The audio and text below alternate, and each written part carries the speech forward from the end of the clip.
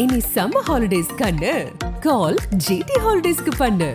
GT Holidays, South India's #1 travel brand. Renocon AAC Blocks.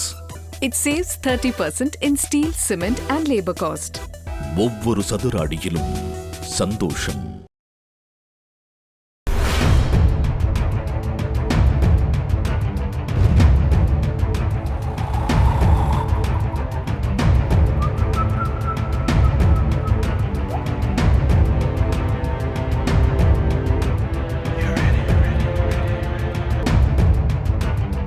அரசியலை சீரியஸாக எடுத்து சர்வீஸாக பார்க்கக்கூடிய நபர்கள் வேண்டும் என்று நினைக்கிறார்கள். அதாவது தயாநிதி மாறன் மாதிரி அரசியலை ஹாபியாக பார்க்குறவங்களுக்கு மக்கள் வாய்ப்பத்தை ரெடியாக இல்லை இருக்கு.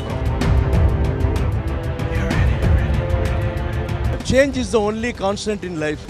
ஸோ மாற்றம் ஒன்று தான் மாறாது. மாற்றம் எப்பொழுதும் வரத்தான் செய்யும்.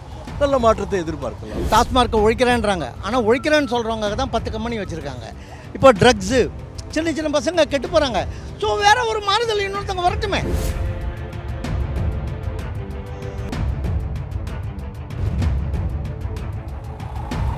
அண்ணன் தயாநிதி மாறன் பெரிய அதிபுத்திசாலி. மக்கள் பிரச்சனையை பற்றி கவலைப்படுறதுக்கு நேரம் இல்லை. ஆனால் அதிபுத்திசாலி தயாநிதி மாறன் கஞ்சா கடத்தனம் கூட போயிட்டு உட்காந்துக்கிட்டு ரிப்பன் கட் பண்ணிட்டு இருக்காரு. எலெக்ஷன் முடிஞ்ச உடனே முதல் வேலையாக தயாநிதி மாறனுக்கும் இந்த ட்ரக்ஸ் கடத்துற கும்பலுக்கும் என்ன தொடர்பு என்பதை விசாரிக்க வேணும்.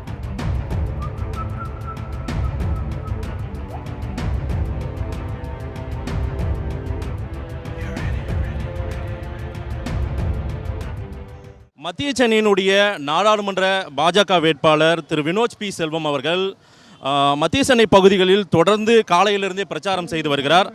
அவரிடம் பேசுவோம். வணக்கம் வினோத் சார், எப்படி இருக்கிறது மத்திய சென்னை களம்? ஏற்கனவே நீங்கள் துறைமுகம் தொகுதியிலையும் போட்டிருக்கீங்க, அதுவும் மத்திய சென்னைக்குள்ளார தான் இருக்குது. இந்த மக்களுடைய ஆதரவு உங்களுக்கு எந்த அளவுக்கு இருக்குது? கட்சிக்காரங்க தாண்டி பொதுமக்களிடம், அதாவது ஓட்டு போடக்கூடிய ஜனங்கிட்ட ஒரு ஏக்கம், தமிழகத்திலேயே ஒரு நல்லாட்சி கிடைக்காதா? மக்கள் இந்த முறை தெளிவாக இருக்காங்க. மத்தியில் 3வது முறையாக நரேந்திர மோடி அவர்கள் 400க்கும் மேற்பட்ட இடங்களில் வெற்றி பெற்று ரொம்ப ஒரு பலமான ஆட்சி அமைக்க போகிறாருன்னு சொல்லி, அப்படிப்பட்ட சமயத்தில் தமிழகத்தில் திமுக எம்பி அமைச்சா கொண்டு போயிட்டு அங்கே போண்டா பஜ்ஜி சுண்டெல்லாம் சாப்பிட்டு திருப்பி வந்துடுறாங்க. எதுவுமே தமிழ்நாட்டுக்கோ தமிழக மக்களை பற்றியோ பேசுறது கிடையாது. குறிப்பாக இங்கே இருக்கக்கூடிய தயாநிதி மாறன் அவர்கள் இந்த 5 ஆண்டுகளில் ஒரு பிரைவேட் மெம்பர் பில் கூட கொண்டு வந்தது கிடையாது. அவர் போவார், ஜாலியாக சுற்றி வைப்பார், விண்டர்லலாம் நல்லா ஜாலியாக இருப்பார், என்ஜாய் பண்ணுவார், வந்துடுவார். அவருக்கு அவ்வளோதான் தெரியும் அரசியல். ஆகவே அப்படிப்பட்ட நபர்களை புறக்கணிக்க வேண்டும் என்று மக்கள் தெளிவாக இருக்கிறார்கள். அரசியலை சீரியஸாக எடுத்து சர்வீஸாக பார்க்கக்கூடிய நபர்கள் வேண்டும் என்று நினைக்கிறார்கள். ஒரு ஹாபி மாதிரி, அதாவது தயாநிதி மாறன் மாதிரி அரசியலை ஹாபியாக பார்க்குறவங்களுக்கு மக்கள் வாய்ப்பத்தை ரெடியாக இல்லை. இதுக்கப்புறம் தயாநிதி மாறன் ஒரு பேட்டியில் சொல்லியிருக்காரு, திமுக அதிமுக அதாவது கூட்டணி கட்சி தேமுதிகவுக்கு தான் போட்டி, பிஜேபி எல்லாம் இங்கே ஒரு போட்டி கிடையாது, நோட்டாவுக்கு கூட போட்டி போடுற கட்சியை எங்கிட்ட கேள்வியாக கேட்காதீங்க அப்படின்னு சொல்லியிருக்காரு. இது எப்படி பார்க்குறீங்க? கரெக்ட் தான். திமுகவுக்கும் அதிமுக கூட்டணிக்கும் 2வது இடம் யாருக்குங்கிற போட்டி நடந்துட்டு இருக்கு. ஜெயிக்க போகிறது பாஜக. இந்த 2nd 3rd பிளேஸ்க்கு டஃப் காம்படிஷன் போயிட்டு இருக்கு, யார் வருவாங்க அப்படின்னு சொல்லி. ஏன்னா திமுக மேலே அவ்வளோ அதிருப்தி இருக்கிறதுனால 2nd பிளேஸ் கூட வருவோமா இல்லையாங்கிற டவுட்டு தயாநிதி மாறனுக்கு இருக்குது. அதான் சொல்லியிருப்பார். அதை உங்கள் பேரை கூட அவர் பயன்படுத்த மறுக்கிறாரு. எந்த இடங்களுமே உங்கள் பெயரையே அவர் பயன்படுத்தலை. தேமுதிக வேட்பாளர் பெயரை கூட பயன்படுத்துகிறார். உங்கள் பேரை மறுப்பதற்கான காரணம் என்ன? பேரை சொல்ல கூட பயம் போல இருக்குது. சொல்லி அரசியல் பண்ணிட்டோம். நான் கூப்பிடுறேன் அவரை, தைரியமாக சொல்கிறேன், அண்ணே தயாநிதி மாறண்ணே வாங்கண்ணே, டிபேட் பண்ணுவானே, பேசுவானே, அப்போ தானே மக்களுக்கு உண்மை தெரியும், வாங்க வாங்கன்னு கெஞ்சுறேன், கதறேன், கூப்பிடுறேன். ஆனால் அவருக்கு சொல்லி பேசக்கூட தைரியம் இல்லை.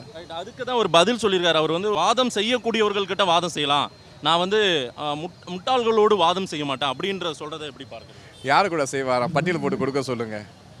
அவர் யார் கூட வாதம் செய்வார்னு பட்டியல் போட்டு சொல்லுங்கள். அவருக்கு அண்ணாமலை யாருன்னே தெரியாத ஒரு அரசியல்வாதியாக இருக்கார். அண்ணாமலை யார் என்று சொல்லி இன்றைக்கி அவர் மாமா முக ஸ்டாலின் போய் கேட்டால் சொல்லுவார் அவர் யாருன்னு சொல்லி. அவர்னால தான்ப்பா எனக்கு நைட் தூக்கம் வர மாட்டேங்குது, தூக்கம் வராமல் வீட்டில் படுத்துட்டு இருக்கேன் அப்படின்னு சொல்லுவார். அவரே யாருன்னு தெரியாத ஒரு அரசியல்வாதியே கிடையாது. மறுபடியும் சொன்னல, ஒரு டைம் பாஸ் பொலிட்டிஷியன். அவருக்கு வீட்டில் நேரம் போகலாம், பார்லிமெண்ட் போயிட்டு வருவார், வீட்டில் டிவி பார்த்து போர்டு அடிச்சுனா போயிட்டு வருவார், அவ்வளோதான். அவர் நம்ம சீரியஸாக எடுத்துக்கூடாது. அதாவது அவர் தொடர்ச்சியாக இந்த மத்திய சென்னை பகுதியில் அவங்க அப்பா முரசொலி மாறன்லேருந்து தயாநிதி மாறன் தொடர்ச்சியாகவே நின்றுட்டு வராங்க. இது எந்த அளவுக்கு உங்களுக்கு ஒரு போட்டியாக இருக்கும்? ஏன்னா அவங்க வெற்றி பெற்ற தொகுதிகளாகவே இருக்குது. அந்த ஃபேமிலியே இந்த தொகுதியை தொடர்ச்சியாக ஆக்குபை பண்ண மாதிரி தெரியுது.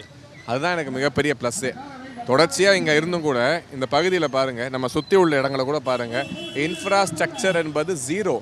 மிக மோசமான வளர்ச்சி அடைந்த ஒரு பாராளுமன்ற தொகுதி எதுன்னு கேட்டால் இந்த மத்திய சென்னை பாராளுமன்ற தொகுதி. அதான் இந்த குடும்பத்துக்கு தாராவாத்து கொடுத்தமாக ஆயிடுச்சு. தேர்தலுக்கு தேர்தல் மக்களோட பாவர்ட்டியை பயன்படுத்தி அவங்களுக்கு 500 1000ன்னு கொடுத்து மற்ற நேரங்களில் இலவச அரிசி பருப்பு கொடுத்து ஓட்டை வாங்கி மக்கள் அடிமையாக வைக்கணும்னு நினச்சிட்டு இருக்க அவருடைய குடும்பம் இது. அந்த குடும்பத்தோட கனவு இதுக்கு மேலே பலிக்காது. அவருக்கு முதல் அடி என்பது இந்த தேர்தலில் கிடைக்க போகின்றது. மோதலாவே எடுத்துக்கிறீங்களா? அவர் உங்களை தவிர்க்கிறதுனால ஒரு பெரிய மோதலாவே பார்த்துக்கலாம் அப்படின்ற நிலையில் செயல்பட போகிறீங்களா? இல்லை, நான் அவர் பொருட்படுத்தவே இல்லை. நான் ஒரு காம்படிஷனாகவே நான் எடுத்துக்கல. சரி, மக்கள் மனதை வென்று ஏதாவது சர்வீஸ் பண்ணியிருந்தவங்க தான் உண்மையான எதிரியாக நம்ம எதிரியாக நான் போட்டியாக கூட பார்க்க முடியும். அவர் போட்டியாக எடுக்க கூட தகுதி இல்லாதவர் அவர்.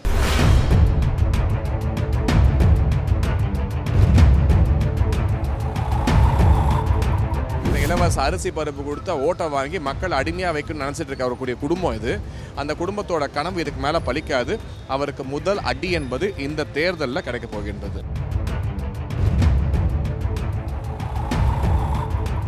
வினோத் பி செல்வம் அவர்கள் வாக்கு கேட்டு வந்துட்டு இருக்காரு. நீங்க இந்த அபார்ட்மெண்ட்லயே முழுக்க அவருக்கு பெரிய வரவேற்பு கொடுத்து நிக்கிறீங்க. நீங்க கட்சியில எது இருக்கீங்களா? கட்சியில எல்லாம் ஒன்றும் கிடையாது. we are with good people, so we will support good people. இதற்கு முன்னாடி தொடர்ச்சியா இந்த தொகுதியில் முரசொலி மாறன், தயாநிதி மாறன் அவங்கெல்லாம் தான் தொடர்ச்சியா வெற்றி பெற்றிருக்காங்க. வினோத் பி செல்வம் இந்த முறை தாமரை சின்னத்துக்கு வாக்கு கேட்டு வந்திருக்காரு.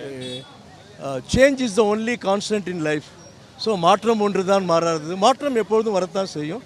நல்ல மாற்றத்தை எதிர்பார்க்கலாம். இதுக்கு முன்னாடி இருந்த எம்பிக்கள் இந்த மாதிரி வந்திருக்காங்களா? அவங்களை எல்லாம் சந்தித்திருக்காங்களா? நீங்க அவங்களை பார்த்து? எனக்கு ஞாபகம்லாம் வந்திருக்கலாம். அவங்கள நம்ம குறை சொல்லக்கூடாது, நான் பார்த்ததில்லை. பட் வந்திருக்கலாம், நம்மளோட ஆப்சன்ஸில் வந்திருக்கலாம் இல்லைங்களா? இவர் வந்தப்போ நாங்கள் இருந்தோம். எங்களோட வாற்றுகள் வெற்றிகள் எல்லாமே அவருக்கு உண்டு. என்ன எதிர்பார்க்குறீங்க சார்? என்ன இந்த தொகுதிக்கு என்ன ரொம்ப அவசியமாக இருக்குது, ரொம்ப காலமாக எதிர்பார்க்குறோம், அந்த மாதிரி ஏதாவது இருக்கா? நல்லது யார் செஞ்சாலும் வரவேற்போம், அவ்வளோதான். எங்களுக்கு தேவை நல்லது நடக்கணும் மக்களுக்கு.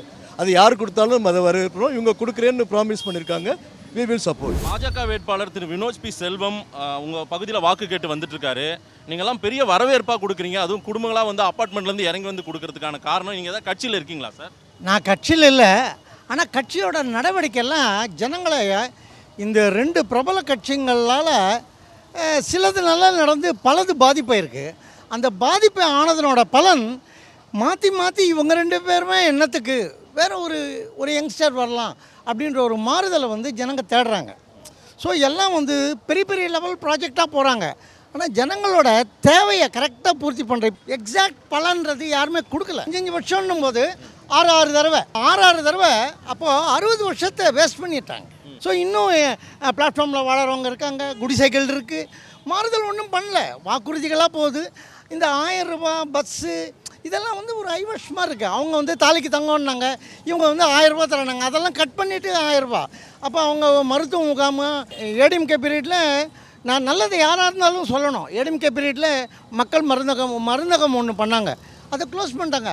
ஒரு நல்லதை வந்து இன்னொரு ஆட்சி வந்தால் ஏன் க்ளோஸ் பண்ணுறாங்கன்ற தனமே தெரியாமல் அவங்க பண்ணது. அதாவது அந்த காலத்தில் காமராஜருக்கு முன்னாடி உள்ள காலத்தில் எதிர்க்கட்சிகளை வந்து அவங்க வந்து கொள்கைகளுக்கு தான் எதிரியாக பார்த்தாங்க. இப்போ மனிதர்களை எதிரியாக பார்க்குற தனம் இப்போ 2 ஆளுங்கட்சிகளும் தூத்துறாங்க. மற்றவங்க நல்லது பண்ணால் அவங்க பேரை கெடுக்கிற இமேஜை வந்து உருவாக்குறாங்க.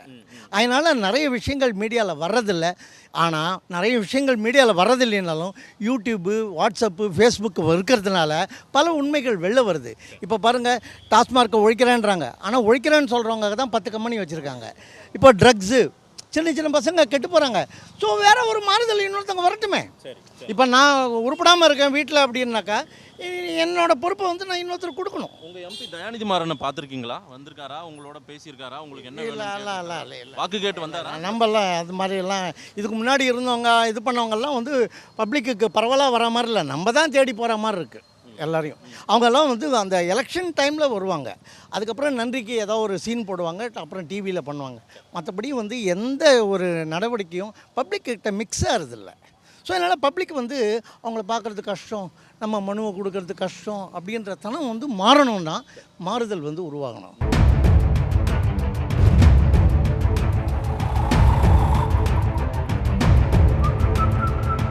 மழை வந்த போதோ கொரோனா வந்த போதோ காணாமல் போனவர் தயாநிதி மாறன் வெளிநாட்டில் உல்லாச பயணமே சுற்றிட்டு இருந்தார். அவருக்கு எப்படி இந்த மக்களோட கஷ்டம் தெரியும்? Prayed for BJP to come in Tamil Nadu. இந்தியாவில் வந்துருச்சு, தமிழ்நாடுக்கு வரணும்னு ரொம்பவே வெயிட் பண்ணிட்டு இருந்தோம். ஆல் தி சிஎஸ் நான் கவுன்சிலர் ஓட்டுக்கு கூட நான் வந்து பிஜேபிக்கு தான் போட்டேன். கவுன்சிலர்ஸ்க்கு இங்கே சதாசிவம் நின்னார், ஆட்டோ டிரைவர் தான் அவர் நின்ன போது அவருக்கு தான் ஓட்டு போட்டேன்.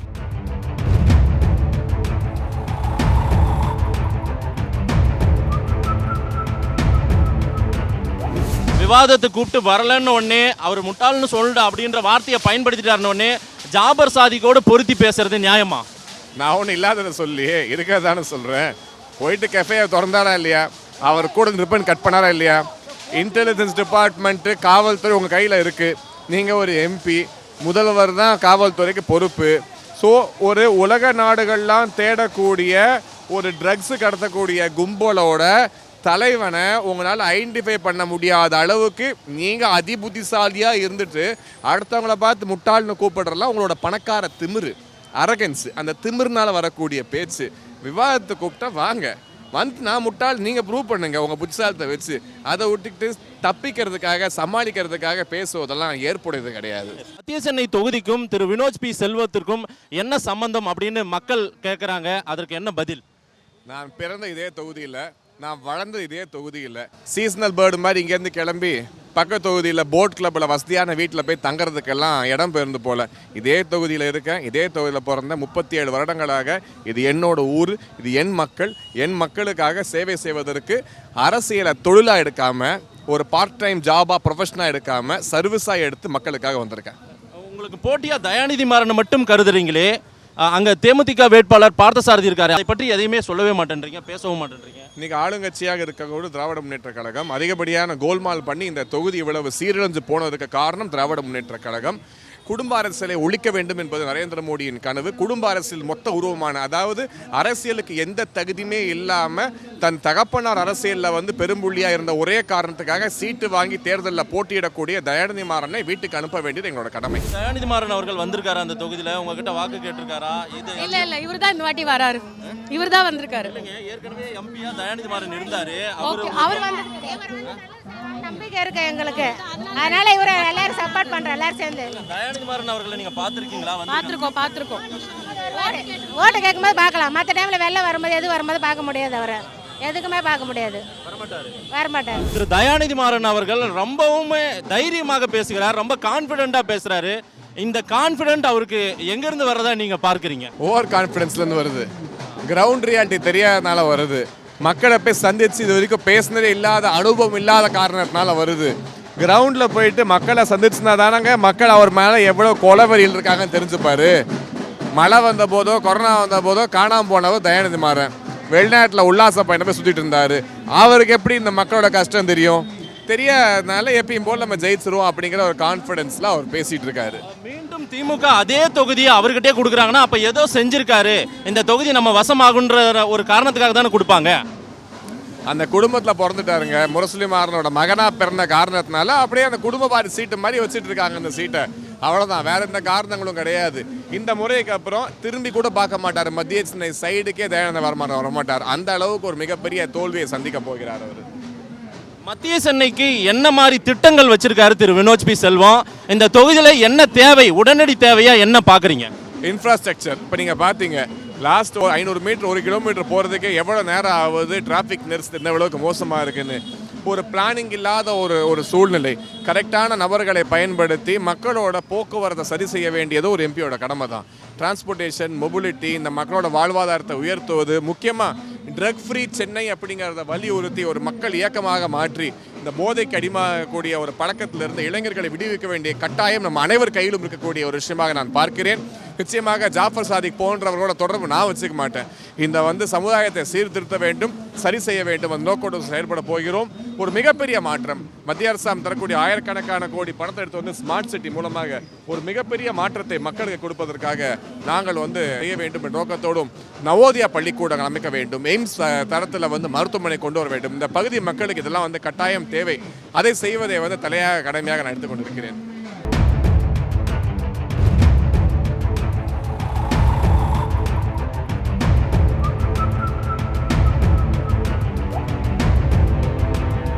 தேமுதிக வேட்பாளர் பெயரை கூட பயன்படுத்துறாரு, உங்க பேரை மறுப்பதற்கான காரணம் என்ன? சொல்ல கூட பயம் போல இருக்கு. தைரியமா சொல்றேன், அண்ணன் தயாநிதி மாறன் வாங்க அண்ணன், டிபேட் பண்ணுவானே, பேசுவானே, அப்பதானே மக்களுக்கு உண்மை தெரியும், வாங்க வாங்கன்னு கெஞ்சுறேன், கதறேன், கூப்பிடுறேன். ஆனா அவருக்கு சொல்லி பேசக்கூட தைரியம் இல்லை.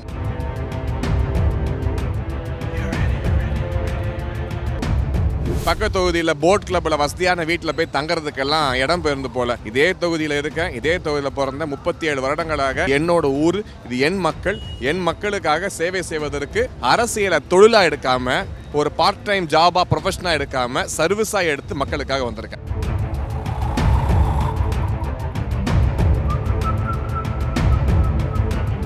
இவங்க யார் யாருக்கெல்லாம் வாக்களிச்சாங்களோ, எம்எல்ஏ ஆகட்டும், எம்பி ஆகட்டும், இல்லைனா இவங்களை ஓட்டு போட சொன்ன அந்த வட்ட செயலாளர் கூட இன்றைக்கி ஒரு இனோவா ஃபார்ச்சுனர் காரில் போகிறாங்க. ஆனால் இவங்க வாழ்க்கை மாறலை. இவங்க ஓட்டு போட்ட காலத்துலேருந்து இன்றைக்கி வரைக்கும் இதே குடிசை பகுதியில், இதே அந்த கூவம் ஓரத்தை தான் வந்து கொடுத்து நடத்திட்டு வராங்க.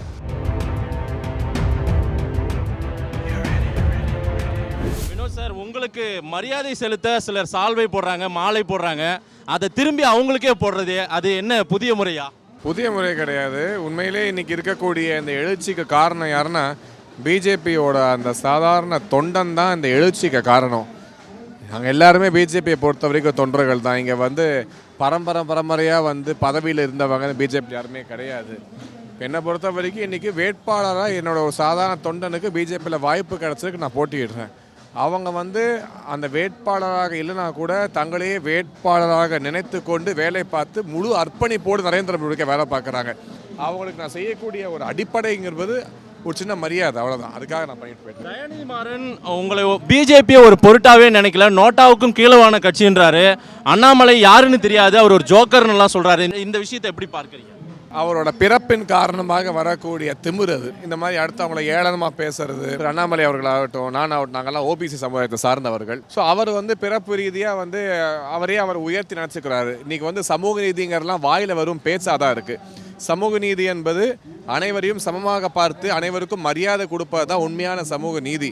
ஆனால் அது இல்லாமல் அடுத்தவங்களை வந்து கிண்டல் பண்ணுவது, ஏளனமாக பேசுகிறதும் வந்து அந்த பணக்கார திமிரு. அந்த அடிப்படையில் வந்து தயாநிதி மாறன் பேசிக்கொண்டு இருக்கிறார்கள். இதை மக்கள் பார்த்து கொண்டு இருக்கிறார்கள். வாட் ஹூ அப்படிங்கிறதெல்லாம் ஒரு ஆணவ பேச்சு. அந்த ஆணவ பேச்சுக்கு தக்க பதில் ஏப்ரல் 19ஆம் தேதி மக்கள் கொடுப்பாங்க. இவர் எப்படியும் எலெக்ஷன் முடித்த உடனே வெளிநாடு சுவிட்சர்லாந்து, ஃப்ரான்ஸ்லாம் போய் சுற்றி போயிட்டு வருவார்.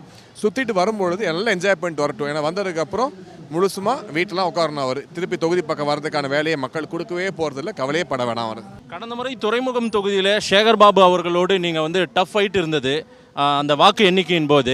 திரு சேகர்பாபு அவர் சொல்கிறாரு, மத்திய சென்னையில் தயாநிதி மாறனுடைய வெற்றி உறுதி செய்யப்பட்ட ஒன்று, அதனால் இங்கே ஒரு எளிமையாக மக்கள் எங்களுக்கு ரொம்பவும் பரிச்சயமான மக்கள், எங்களுக்கு தான் வாக்கு செலுத்துவாங்கன்னு ரொம்ப உறுதியாக சொல்கிறாரு. அண்ணனுக்கு நான் சொல்கிறது, மக்கள் ரொம்ப அவங்க மேலே பரிச்சயம் ஆயிட்டாங்க. அதான் பிரச்சனையே. இது வரைக்கும் தெரியாமல் இருந்தீங்க. உங்களை பற்றி உண்மை முகத்தை மக்கள் புரிந்து கொண்டார்கள். தயாநிதி மாறனோட உண்மை முகத்தை மக்கள் புரிந்து கொண்டார்கள். ஏற்கனவே செய்கிற தவிர இதுக்கு மேலே மக்கள் செய்ய தயாராக கிடையாது. மக்கள் விடுத்து கொண்டார்கள். மக்களுக்கு நரேந்திர மோடி நல்லாட்சி தேவை, கவர்னன்ஸ் தேவைன்னு ஆசைப்படுறாங்க. கவர்னன்ஸ் இப்போ இருக்கக்கூடிய ஜீரோ கவர்னன்ஸ். ஒரு நல்ல ஆட்சி வேணும், மக்களுக்கு குரல் கொடுக்கக்கூடிய பாராளுமன்ற உறுப்பினர்கள் தேவை என்கின்ற நோக்கத்தில் மக்கள் இருக்காங்க. இது ஒன்றே எங்களுக்கு ஒரு மிகப்பெரிய வெற்றி இந்த பகுதியை தேடி தரப்போகிறது. தொகுதியினுடைய பாராளுமன்ற உறுப்பினர் தயாநிதி மாறன் மறுபடியும் நிற்கிறாரு.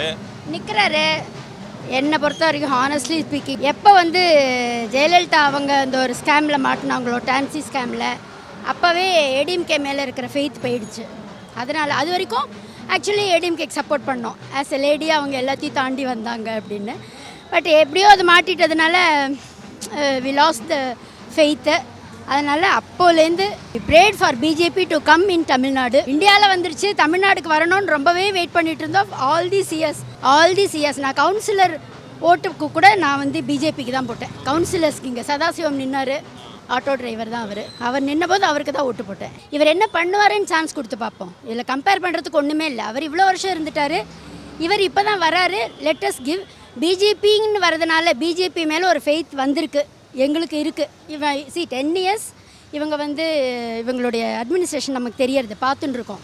என்ன தான் இவங்க கதை சொன்னாலும் நமக்கு honestly speaking through out India எவ்வளோ டெவலப்மெண்ட் பண்ணியிருக்காங்க. இத்தனை டெவலப்மெண்ட்ஸை இந்த 70 வருஷமாக ரூல் பண்ண பார்ட்டிஸ் பண்ணியிருந்தா இந்தியா எங்கேயோ இருந்திருக்கும் தானே. அந்த மாதிரி எதுவும் ஸ்விண்டில் பண்ணாத, பப்ளிக் மணி ஸ்விண்டில் பண்ணாத, ஹானஸ்ட்டாக ஒர்க் பண்ணுறாங்க. அந்த மாதிரி எந்த கேண்டிடேட் வந்தாலும் யார் ரெடி டு ஓட். மத்திய சென்னை பகுதிக்குட்பட்ட நுங்கம்பாக்கம் பகுதியில் தான் தொடர்ச்சியான பிரச்சாரங்கள் பண்ணுறீங்க. இந்த பகுதியில் பார்த்தீங்கன்னா இன்னமும் குடிசை வீடுகள் கூட இருக்கிற நிலை இருக்கிறது. இதுக்கு என்ன காரணம்னு பார்க்குறீங்க? நீங்கள் எம்பியாக வந்தால் என்ன செய்வீங்க மாற்றம்? இதுக்கு நிச்சயமாக திமுக தான் காரணம். இவங்க யார் யாருக்கெல்லாம் வாக்களிச்சாங்களோ, எம்எல்ஏ ஆகட்டும், எம்பி ஆகட்டும், இல்லைனா இவங்களை ஓட்டு போட சொன்ன அந்த வட்ட செயலாளர் கூட இன்றைக்கி ஒரு இனோவா ஃபார்ச்சுனர் காரில் போகிறாங்க. ஆனால் இவங்க வாழ்க்கை மாறலை. இவங்க ஓட்டு போட்ட காலத்துலேருந்து இன்றைக்கி வரைக்கும் இதே குடிசை பகுதியில் இதே அந்த கூவம் ஓரத்தை தான் வந்து கொடுத்து நடத்திட்டு வராங்க. இந்த மக்களோட வாழ்க்கை தரம் மாற வேண்டும். ஒரு சுயமரியாதையான வாழ்க்கை, தன்மானமான வாழ்க்கை இவர்களுக்கு ஏற்படுத்த வேண்டியது அரசியல்வாதிகளோட கட்டாயம். அவங்க செய்யணும், ஆனால் செய்ய தவறிட்டாங்க. அதை விட்டுட்டு ஒவ்வொரு மழை வெள்ளத்தும் போதும் பிரெட் பேக்கெட் கொடுக்கறதும் அரிசி பேக்கெட் கொடுக்கறதும் எலெக்டட் ரெப்ரசன்டேட்டிவ் வேலை கிடையாது. செய்ய தவறிய காரணத்தில் இந்த மக்களோட வாழ்க்கை தரம் மாறலை. மாற்றுவதற்கான நேரம் இது. மாற்றுறதுக்காக தான் வந்திருக்கோம். இப்படி இருக்கிற ஒரு நிலை இருக்குது. இன்னமும் பெரும்பாலான பகுதிகளில் இந்த மாதிரி இருக்குது. அதுவும் மத்திய சென்னை பகுதிகளில் நான் பல இடங்களில் நானே கருத்து கணிப்பு எடுக்கும்போது பார்க்கும்போது அந்த நிலை இருக்குது. அதை வந்து மாற்றுவதற்கான ஏதேனும் ஒரு திட்டம் ஏதேனும் வச்சிருக்காங்களா வினோஜ் பி சார்? இருக்கிறதுலே அதிகமான ஸ்லம்ஸ் இருக்கக்கூடிய பகுதியாக மத்திய சென்னை இருந்து கொண்டு வருகிறது. மக்கள் வந்து ஒரு மிகுந்த ஏழ்மை நிலைமையில் வைத்துவிட தான் திராவிட முன்னேற்ற கழகத்தோட சாதனை. அதை பயன்படுத்தி தான் தேர்தலில் ஜெயிச்சிட்டே வராங்க. அப்போ அந்த மக்களை குறை சொல்ல மாட்டேன். காசு 500 ரூபாய்க்கு ஓட்டை விற்கக்கூடிய நிலைமையில் மக்களை வைத்தது திமுக. ஸோ அதுக்காக தான் இவங்களை வந்து தண்டிக்க வேண்டும் என்று நாங்கள் கூறுகிறோம். நிச்சயமாக இன்றைக்கி மத்திய அரசாங்கம் வந்து அவ்வளவு ஹவுசிங் டெவலப்மெண்ட் ப்ராஜெக்ட், ஸ்மார்ட் சிட்டியில் கோடிக்கணக்கான பணம், ஆயிரக்கணக்கான கோடி பணம் கொடுக்குறாங்க. அதை வைத்து இதுக்கு ஒரு அழகான திட்டம் தீட்டி கரெக்டான ஆஃபீஸர்ஸ் என்கேஜ் பண்ணி ஒரு மேப் செட் பண்ணி இவங்க வாழ்க்கையை நிச்சயம் மாற்றலாம். நல்ல எஜுகேஷன், அதாவது தவறான பாதையில் இந்த பிள்ளைகள் செல்லாமல் இவங்க விளையாடக்கூடிய கிரவுண்டு எல்லாமே செட் பண்ண முடியும். பண்ணுவோம், பண்ணுவதற்காக தான் வரோம் நாங்கள்.